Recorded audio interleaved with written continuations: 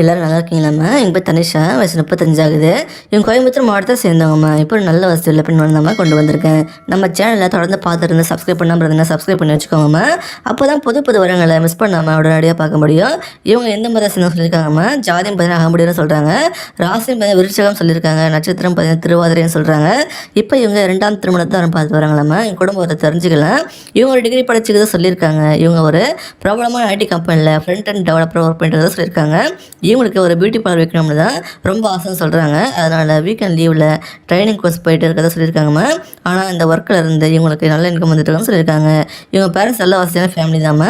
அவங்ககிட்ட கேட்ட ஒரு பார்லர் வச்சு தர அளவுக்கு வசதி இருந்தோம். இவங்க சொந்த பணத்தில் தான் ஸ்டார்ட் பண்ணணும்னு யோசிச்சு ஃபண்டு சேர்த்து வச்சுட்டு இருக்காங்களாம்மா. அப்புறம் ஒரு யூடியூப் சேனல் வச்சு இவங்க லேர்ன் பண்ணுறதை பதிவு பண்ணுறதான்னு சொல்லியிருக்காங்க.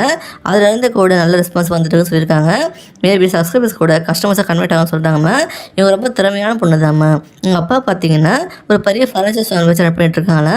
அப்புறம் ஒரு பாத்திர கடை வச்சுருக்கதான் சொல்லியிருக்காங்க. அதை மெயின்டைன் பண்ண முடியல, என்ன செல் பண்ணிட்டு தான் சொல்கிறாங்கம்மா. இதில் இருந்து ஒரு நல்ல இன்கம் வந்துருக்குன்னு சொல்லியிருக்காங்கம்மா. இவங்க அம்மா பார்த்தீங்கன்னா அவசேஃபாக இருக்காங்களா. இவங்களுக்கு கூட பிறந்தவங்க யாருமே இல்லை சொல்கிறாங்க. இவங்க வீட்டுக்கு ஒரே பொண்ணு தானம்மா. இவனுக்கு ஒரு பொண்ணு இருக்கிறதா சொல்லியிருக்காங்க. இவங்களுக்கு முதல் திருமணம் லவ் பண்ணி தான் மேரேஜ் பண்ணிக்கிட்டாங்கன்னு சொல்கிறாங்கம்மா. முதல்ல பேரண்ட்ஸ் எதிர்ப்பு தெரிவித்தாலும் அப்புறம் மனசு மாதிரி ஒன்று சேர்ந்துட்டாங்களா. அப்புறம் சில வருஷத்தில் இவங்க ஹஸ்பண்ட் ஒரு ஆக்சிடென்ட் தரட்டா சொல்லியிருக்காங்கம்மா. அப்புறம் இவங்க இது ஒரு ஆண் துணை இல்லாமல் தலைமையில் தான் வாழ்ந்துட்டு சொல்கிறாங்க. இப்போ அதுலேருந்து மீண்டு வந்து 2ஆம் திருமணம் பண்ணிக்கணும் செட் பண்ணி வரன் பார்த்துட்டு தான் சொல்லியிருக்காங்கம்மா. என்ன எதிர்பார்க்குறாங்கன்னா வரப்புற துணை நல்ல கேட்டாங்கன்னு சொல்கிறாங்கம்மா. இவங்களுக்கு ஃபைனான்ஷியலாக நல்லா இருக்காங்கம்மா. ஆனால் ஒரு நல்ல வாழ்க்கை அமைச்சா போதுன்னு சொல்கிறாங்க. இவங்களே எல்லாத்தையுமே பார்த்துக்கிட்டு தான் சொல்கிறாங்கம்மா. இதை சந்தோஷமாக வச்சுக்கிட்டு எங்கள் பொண்ணு நல்லபடியாக பார்த்துட்டு வந்து எதிர்பார்க்குறாங்க. எந்த கெட்ட பழக்கம் இல்லாமல் இருக்கணும்னு எதிர்பார்க்குறாங்க. உங்களுக்கு பசங்க இருந்தாலும் ஓகேன்னு சொல்லியிருக்காங்க. வரப்புற துணைக்கும் இது 2ஆம் திருமணமாக தான் இருக்குன்னு சொல்கிறாங்கம்மா. இவங்களை பிடிச்சிருந்தா சொல்லுங்கம்மா. இவங்க எதிர்பார்க்குற மாதிரி நீங்கள் இருப்பீங்க நம்பிக்கை கொடுத்தீங்கன்னா உங்களை கண்டிப்பாக அக்செப்ட் பண்ணிப்பாங்க. இவங்களை பிடிச்சிருந்தா இந்த வீடியோக்கு லைக் பண்ணிவிட்டு உங்கள் விருப்பத்தை கமெண்ட்டில் சொல்லுங்கம்மா. அடுத்த வரன்னு பார்க்க இப்போ ஸ்க்ரீனில் வர இந்த லிங்கை கிளிக் பண்ணி பாருங்கள்.